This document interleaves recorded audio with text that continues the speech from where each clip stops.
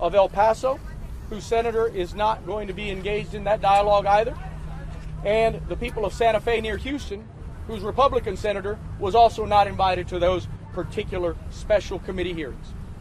The facts are that there are 8 Republicans on that committee and 3 Democrats. 3 of those Republican members are recipients of NRA A+ rating awards. Greg Abbott, like those members, know, like you know, exactly what happened here. They know exactly what system failure happened here, what human failure happened here, and they know what policy legislative failure happened here. We all have the knowledge we need. What we lack is a governor with the fortitude to do the right thing on a problem that is staring him square in the face. Leadership is doing the right thing regardless of the fault. Clearly in Texas, over 6 and now 7 massacres, we have a lack of leadership at our Texas Capitol. When my Republican constituents call me and ask for common sense gun solutions, like raising the age from 18 to 21, I tell them, call the guy you vote for, Greg Abbott. And I urge you to do more of that. We have 2 Republicans, one in the House, one in the Senate, that have called for a special session. Jeff Leach, high-ranking House member. Kel Seliger in the Senate, who's called for it. So we have bicameral, bipartisan support for a special session, not a special committee.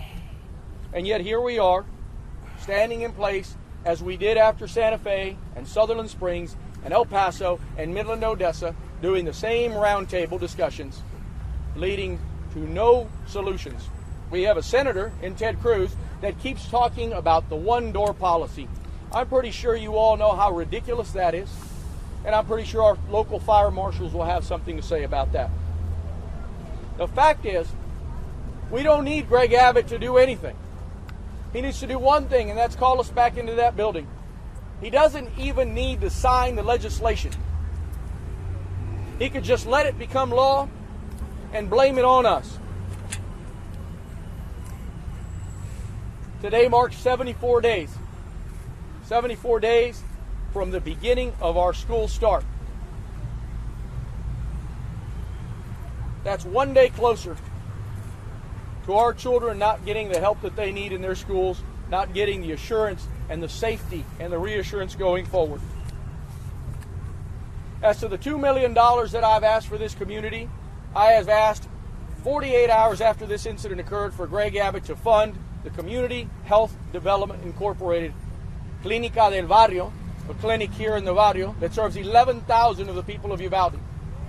He has not only not honored that commitment, he has not even called to discuss it. In stark contrast, the Lieutenant Governor called me immediately to offer his condolences. I have been working with the Attorney General, Ken Paxton, on how to make sure that we get the most of our victim assistance programs to these families, and we'll continue to work with the Attorney General's office to make sure that happens. We're not going away. We're not going to let these kids be forgotten. And we're not going to let Greg Abbott run out this clock and wait till you all leave this beautiful town. I urge you to keep this message going forward, and I urge you to keep having the people that watch your media networks calling the governor's office and the lieutenant governors and asking them for the most modicum, the minimum of gun sense solutions. Because now I'm going to get to the third thing, and the thing that I know you want to hear about most, which is the failures that happened here. My job as a state senator is to try to get accountability, and most importantly, to try to get for my constituents the resources that they need moving forward. We need transparency, and that hasn't happened here. We've had several press conferences from the local entity of law enforcement, which is DPS, the Department of Public Safety. We've gotten some answers, and we've gotten some bad answers. We've gotten information that the next day turns to be different. We've gotten we've got fingers pointed at teachers. We've seen that teacher's now been vindicated. She did indeed remove the rock from the door and close the door. We know that the door did not function properly. We've seen a finger pointed at the local ISD police chief. And certainly, I think that Mr. Arredondo, whom I do not know, has a lot of responsibility to bear here, as does every law enforcement unit that was at that property, at that school. In my conversations with Colonel McGraw, he has affirmed that same concern, that law enforcement failed here, not just Officer Arredondo. My specific questions have been this: who were the 19 officers in that hallway? And I suspect, I was told that I would get that information on Friday. As of yesterday, I was told that I might not get that information on Friday because the district attorney has asked that that information be withheld because of her ongoing criminal investigation. At the end of the day, I don't believe that the logistics and the situation at hand has anything to do with the criminal investigation at hand. I've made that very clear to Colonel McGraw. As of 2 hours ago, he told me that I would still get that information tomorrow. Once I get that report, I will submit it to your news agencies so that you could know which 19 officers were in that hallway and what officers were outside. I have also asked for radio transmission reports, but I doubt that those will be forthcoming anytime soon. I have taken upon myself, and I think that this will change your understanding a little bit about some of the circumstances. And the fact is, we haven't been told this. Before I tell you this next piece, I've asked Colonel McGraw and others to simply pull this Band-Aid off and let us know everything that went on, guarding, of course, the sensitive nature, because we don't want to shock families. But we need to know what law enforcement was doing, what radio procedures were followed or what not followed, who were the 911 operators and such. And so here's what I know about 911. We were told last week that Officer Arredondo was the recipient of 911 calls. And I believe you could nod in the affirmative if that's your understanding.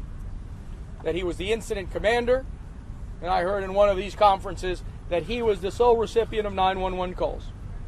According to the Commission on State Emergency Communications, who monitors all 911 agencies throughout this state, the only 911 responders in this community, or the call centers, if you will, they're called public safety answering points.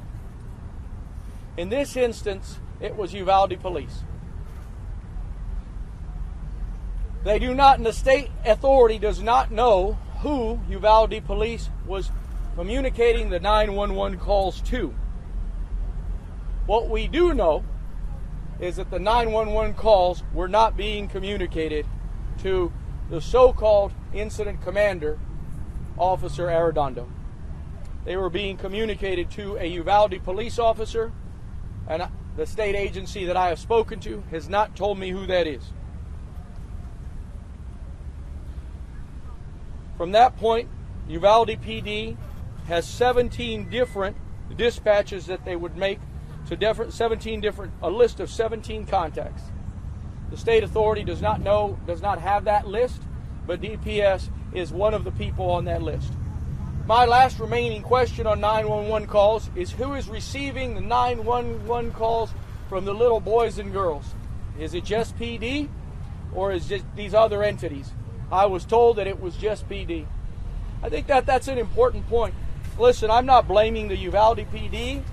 I'm not blaming the ISD cops or the troopers or anybody singularly. Let me correct that. There is blame enough here to go around. There was human error and there was system error. Systemically, some of you have asked for radio transmissions. Systemically, we live in rural Texas, where different counties and different entities contract with different radio companies, and we don't have them talking to one another on one uniform system. That's an absence of leadership. It starts at the top. It starts with the legislature. Everybody's to blame for what went on, including Greg Abbott in a very big way. On some level, even including me, who didn't yell loud enough. I'll hold for any questions that you might have. Sir, can you just talk about in that hallway with the 19 people, have you gotten any information about who was the officers that were in the hallway? I would assume there would have been Uvalde police officers there in that hallway. The first report that you got was correct. There were 7 officers distributed between Uvalde PD and ISD. But I don't recall if it was 4 of one and 3 of the other. My biggest concern was at 12:03 when there was 19 officers for 45 minutes in a hallway that didn't do anything. My subsequent question was how many DPS officers, and last week I was told 2. As of this week, I've been told that in that period of time, it was between 2 and 13 officers fluctuating in and out. I expect this report tomorrow, and I hope I get it after this communication to you, that will shed light on exactly what agencies are here at that time. You got to understand that as a policymaker, I have particular concerns with a policy that has spent $4 billion along our border and spent a lot of time and effort taking immigrants down to a facility where no one knows where they are, where they sit in jail for 6 months at a time, 7 months at a time, while Texas taxpayers are paying for them. We have our own little mini Guantanamo Bay. And yet all that law enforcement that's here to give tickets and gather up those folks didn't adequately perform. And I love my state troopers, I really do. I think that the guys that I know are really great people, and as a body, I think that they're a body that really cares. Steve McCraw and I have shared a lot of tears together on the phone. We have all failed. There's been a lot of failure here.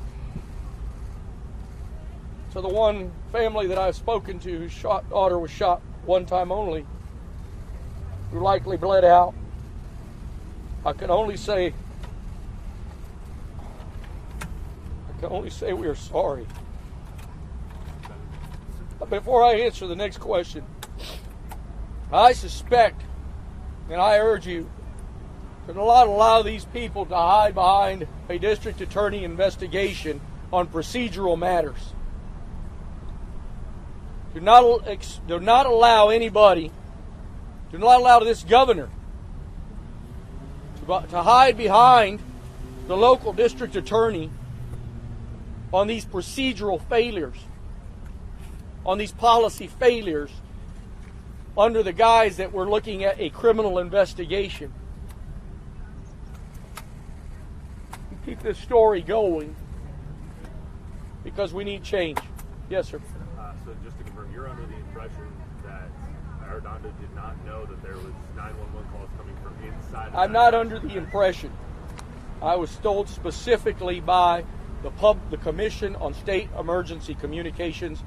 My question specifically was the ISD call, does the ISD police officer on duty know about the calls? But we don't know that. I was specifically told no. But wait a second, sir. We don't know that Arredondo wasn't hearing that on other officers' radios or the chief. I have no doubts that Arredondo was the so-called incident commander. I have no doubts about that. I'm telling you that he did not have privy. Right. And I'm not covering him, by the way. Right. But what I'm saying to you is we don't know what the chief of the Uvalde Police Department. We're assuming he was on scene. Do you know if he was on scene? The chief from the local police department. I do not know. Okay. As you know, the local police are not accountable to me. Only the state troopers, agencies like the Commission on State Emergency Communications, just like you've been investigating and tracking people down. It is sad that I have had to do the same. It is sad that I have had differing answers.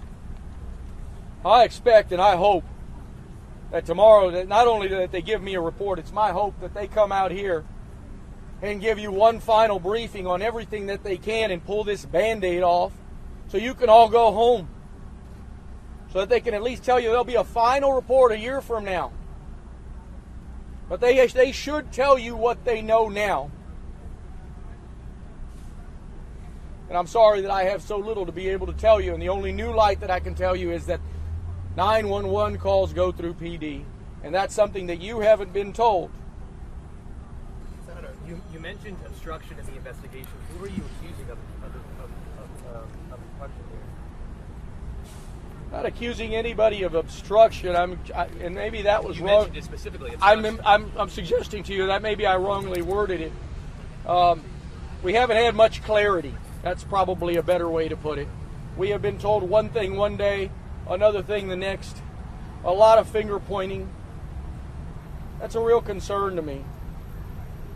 En español, ¿cómo define la investigación y qué es lo que más le preocupa? Esta investigación ha sido una investigación basada en errores humanos y errores de sistema. Con el favor de Dios vamos a poder llegar a un punto donde nos den todas las respuestas necesarias para que el público sepa lo que sucedió aquí en esta comunidad, porque esta comunidad merece saber la verdad. Estos oficiales no actuaron bien. Ya sabemos que la persona que están culpando, que él no tenía el privilegio de tener las llamadas del 911, como nos han dicho o no nos han dicho. La semana pasada, and towards this obstruction that you suggested last week, we were told that the 911 calls were going through the incident commander. That simply is not the case. If he's the incident commander, he did not receive 911 Right, calls. but he should have been receiving them, right? System failure, exactly. You're exactly right, Shimon. But other officers are on the scene that were receiving them, and And there, Shimon, is the human error that we've been discussing. Those officers were likely PD. The system failure is that we have multiple different radio systems where people can't talk to each other in an effective manner. I expect that they should give us that answer because you deserve that answer. You've asked for radio transmissions. I imagine that they might come from different types of systems. You've got Motorola, there's another company. So the suggestion that a miscommunication between agencies led to what is now 21 people dead. I can tell you, I don't want to make suggestions. I want to tell you what I know. That UPD, Uvalde PD, was the one receiving the 911 calls for 45 minutes while officers were sitting in a hallway 19 officers were sitting in a hallway for 45 minutes. And those calls weren't. And here's another question we don't know. We don't know if it was being communicated to those people or not. But let me ask you, wouldn't you expect if they're all sitting in the same hallway, aren't they hearing the other guys' radios going off that there's kids calling from inside? Wouldn't that make sense to you? That is absolutely 10, my 15 expectation. feet away? That is absolutely my expectation. Okay. And what we've done here today will leave more unanswered questions. And I am just as befuddled as you are. Senador, ¿cree que la gente de Uvalde puede seguir confiando en su policía, creyendo en su policía? La gente de Uvalde necesita tratar de sanar un poco y cuando estén listos ellos deben de tener su contabilidad de este concilio, de este alcalde, de estas personas que trabajan aquí porque merecen las respuestas. So what are you looking for most in this report? I want to know where the cops were in that room. I want to know how many of my cops were in there, how many state troopers were in there. I want to know how many state troopers were outside. I want to know how many federal officers were inside for 45 minutes. Listen, I'd have been scared too. I want to know specifically who was receiving the 911 calls.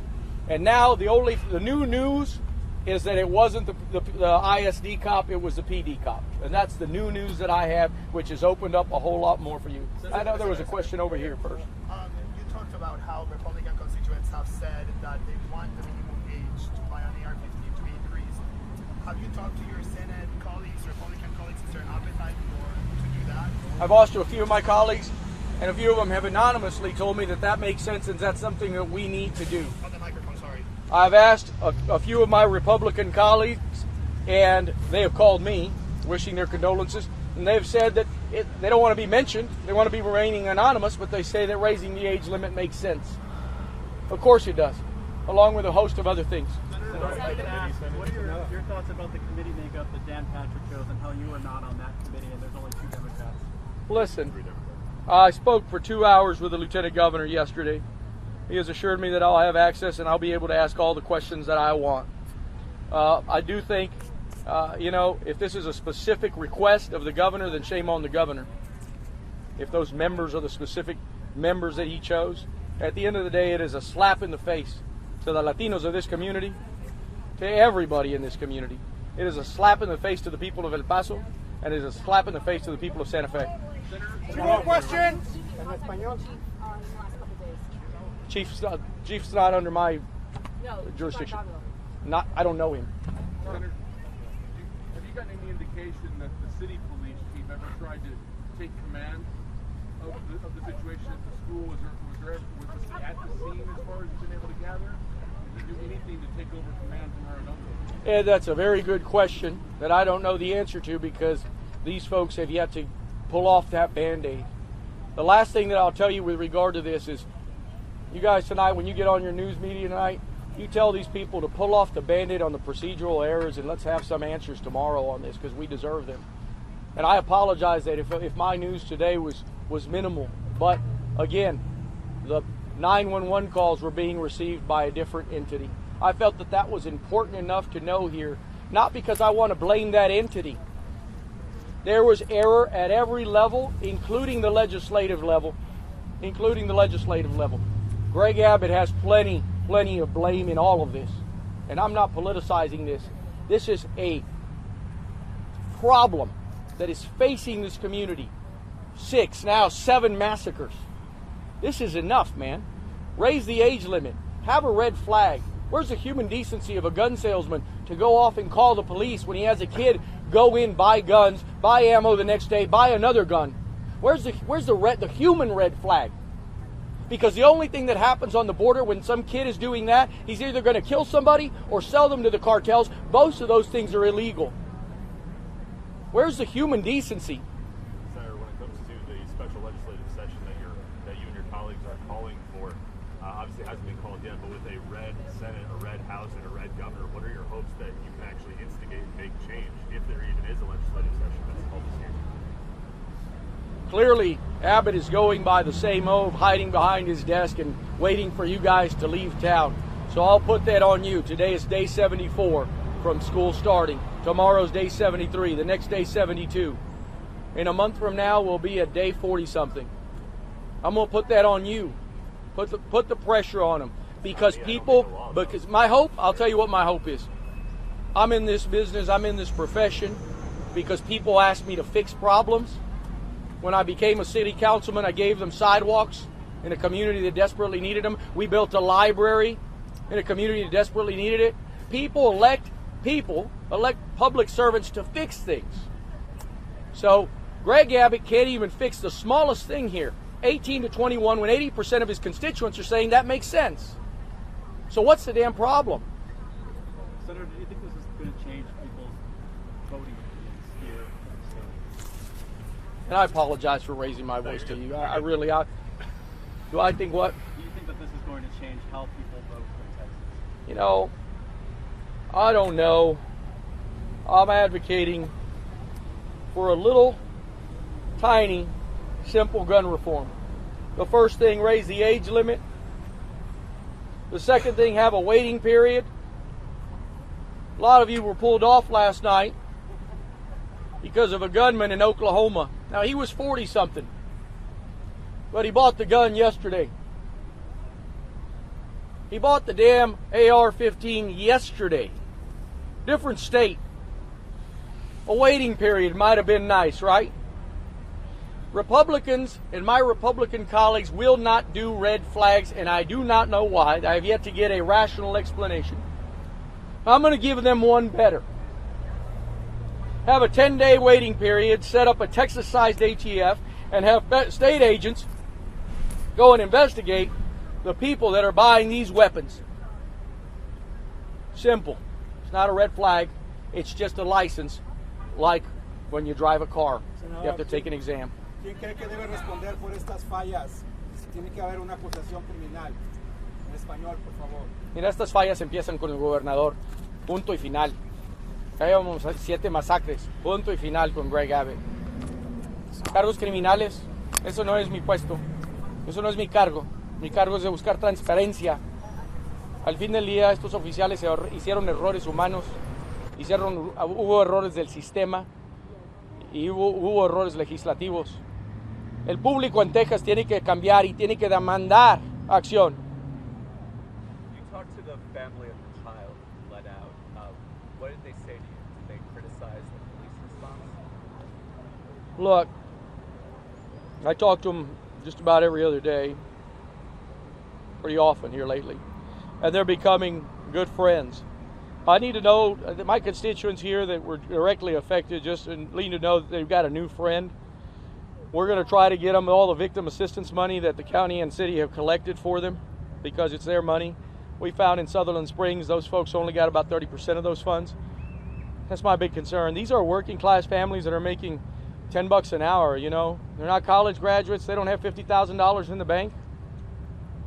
They need assets now. So I'm going to make sure that they have transparency at every level so that we can distribute. These are good people. The county judges assured me that they're going to get those distributions. My only urge and request to them is that we do it as fast as possible, that we begin giving immediate distributions to these families. Senator, when it comes to, you said you spoke to Lieutenant Governor Dan Patrick for 2 hours yesterday. About an hour and a half. What is it that he said to you as to why you're not on this committee? Because you do are the senator for this district, representing, in theory, representing these people. That's a good question. And Dan Patrick and I have a good relationship. I should probably leave it there at that. But I think that there is a concern, or at least a contention, that I might be politicizing an issue. And I'm going to answer you like this. This issue is political. I'm a public policy maker. And we need to come up with a political answer. And the political answer is change the age, is a 2-digit answer from 18 to 21. It's a 2-digit answer. It's a 2-digit answer. It's a 10-day waiting period. And yes, protect our schools. Protect our schools. And let me answer this constituent, please. Protect our schools too. And I want to tell him this, and I want to tell you this. In 2019, we voted for $100 million in school hardening. They're very proud of it. That is a piss poor drop in the bucket. Greg Abbott has spent $4 billion, 40 times more along the border right now to have cops go up and down these streets. 40 times more. And yes, sir, protecting our schools. Mental health, yes, sir. Fund it properly. We haven't done that either. I thought that the money from the lottery was supposed to be for schools. Well, you know, I'll answer you in a minute, I promise you. And yes, it does go to our schools, but it's so small an amount, it's not enough. It's not enough.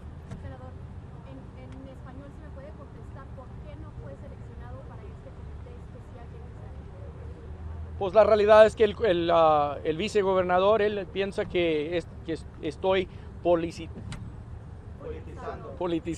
thank you, politizando este punto.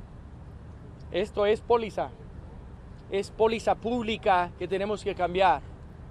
A mí no me importa quién voy a doler o quién va a quedar sentido, cuál republicano o cuál gobernador siente que lo he insultado. No me importa.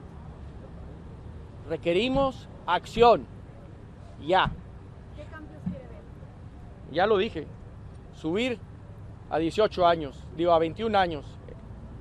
Tienes que tener 21 años para comprar una pistola, pero puedes tener 18 para comprar una arma de este tipo. Eso no tiene sentido. Un tiempo de espera de 10 días y una agencia estatal que investigue quién está comprando estas armas, que les dé una licencia para que esto no suceda de nuevo. Last question. Senator, what do you want to tell parents and schools how they can protect their children until more reform happens? God, What lessons should they have learned? that's the hardest damn question. I don't want to say anything snippy. This is not a day for snide comments or snide remarks. What I want to tell parents of schools is you don't want to have to go through what these people are going through. You don't want to have to go through what these people are going through, I promise you. You don't want to have to go through what these people are going through. You don't want to have to bury your fourth grader. You don't want to have to bury your fourth grader. That's not normal. They're supposed to bury you, not the other way around. And what I want to tell those parents is to go online and find the governor's number. I don't have it on me. I apologize. And call him every day for the rest of this summer. And tell him to, at the very least, raise the age limit so that some punk doesn't go into the store down the street like a 7-Eleven and buy 2 AR-15s in 2 days. You don't want to have to go through what these parents are going through. I promise you that. Senator, I have a question. Last question, I got to go. I'm sorry. Yes, ma'am. It's been affected with our family, friends, but how many kids are we going to lose before they can lose the laws? Okay? We've had traffic lights go up because a kid crosses over, gets run over within months. We've had how many kids lost? And we can't seem to change that. We have jails that are releasing criminals because they're overcrowded. Why can't we build jails? I have a family member, friend, whose child was murdered, and they were going to release those criminals because they were overcrowded. They brutally left him out in the cornfield. When are these gun laws going to change? Ma'am, Is it going to be when it affects one of their family members? When they will jump hoops to change these laws? I think you need to Maybe elect so. people that will change them. Is that what it's going to take for them to be affected? Right. The only thing I can tell you, ma'am, I mean, this will be political. Latinos need to go vote. Latinos need to go vote. And don't be bamboozled by the guys that tell you that we're having a special session, because they're not. Thank you, everyone. Thank you. Thank you.